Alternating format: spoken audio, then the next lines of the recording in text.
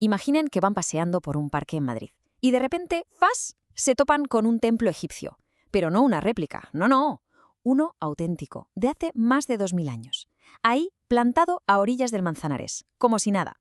La pregunta es obvia, ¿cómo ha llegado hasta aquí?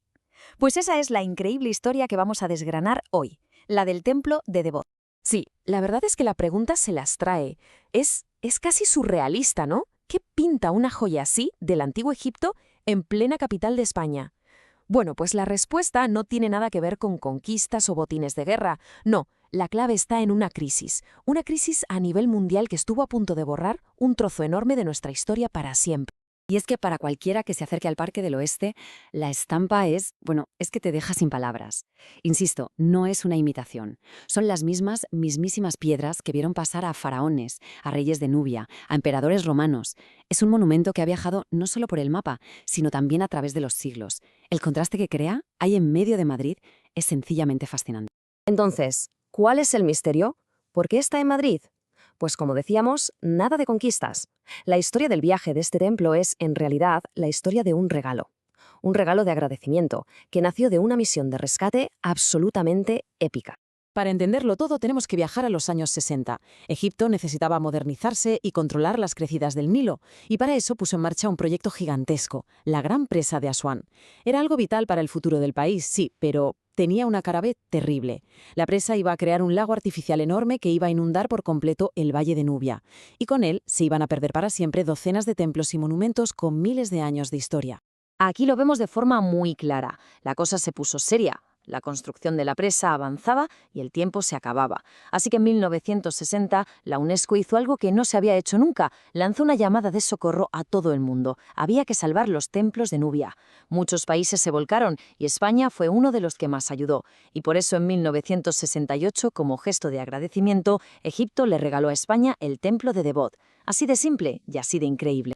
Pero ojo, que España no fue la única. Egipto fue muy generoso y también regaló otros templos a los países que más arrimaron el hombro.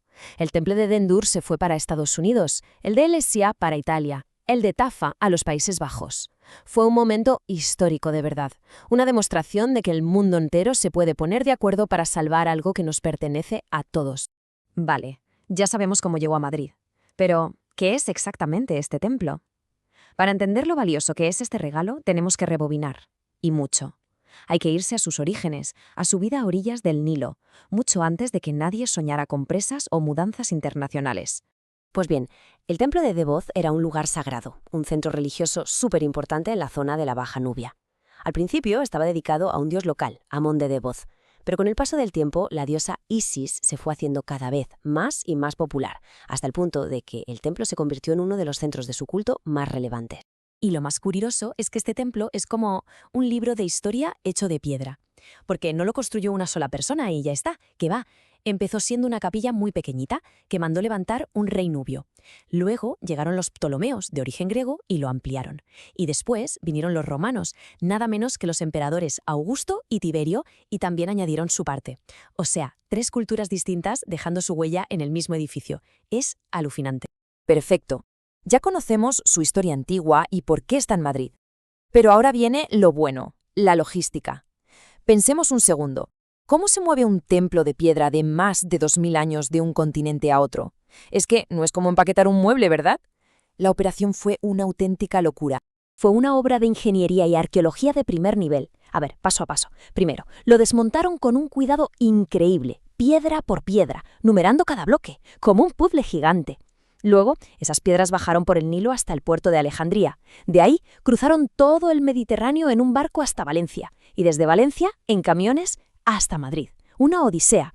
Pero el verdadero reto, el reto de verdad, estaba a punto de empezar. Porque ¿cuál fue el problema? Pues que al llegar a Madrid se dieron cuenta de que más de 100 bloques de piedra habían perdido su numeración durante el viaje. Es como recibir un puzzle de miles de piezas sin la foto de la caja.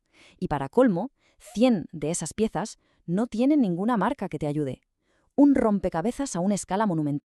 Así que la reconstrucción se convirtió en un trabajo de investigación, casi de detectives. El equipo español, con el arqueólogo Martín Almagro Baix a la cabeza, apenas tenía planos decentes. Se pasaron 2 años estudiando cada bloque, cada inscripción, cada marquita, para intentar averiguar dónde iba cada pieza y devolverle al templo su aspecto original. Una labor de verdad titánica.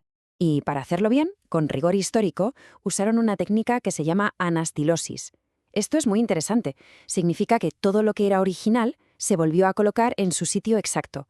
Para los huecos de las partes que se habían perdido, usaron piedra nueva de una cantera de Salamanca, pero con un color un poquito diferente. De esa forma es muy fácil ver que es antiguo de verdad y que es una reconstrucción. Un trabajo muy honesto. Pero bueno, la historia no termina ahí, con la inauguración en 1972. Parece un final feliz, ¿verdad? Pues no del todo, porque al salvar el templo de morir ahogado en el Nilo, sin darnos cuenta, lo expusimos a un nuevo tipo de peligros, los peligros de su nuevo hogar. Y aquí está la gran paradoja de toda esta historia. La piedra con la que está hecho, la arenisca, aguantó más de 2000 años como si nada en el desierto de Nubia. ¿Por qué? Porque allí el clima es súper seco. ¿Pero en Madrid? En Madrid llueve, hay humedad, hay contaminación y todo eso es veneno para esta piedra. La está desgastando, erosionando los relieves y la estructura poco a poco, día a día.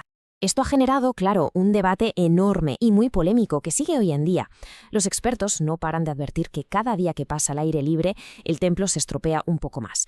Y la pregunta del millón sigue en el aire. ¿Qué hacemos? ¿Lo cubrimos para protegerlo, aunque eso cambie para siempre esa imagen tan icónica que tiene? ¿O lo dejamos como está, asumiendo el riesgo de que se siga degradando? Y la preocupación ya no es solo local, ha saltado a nivel internacional.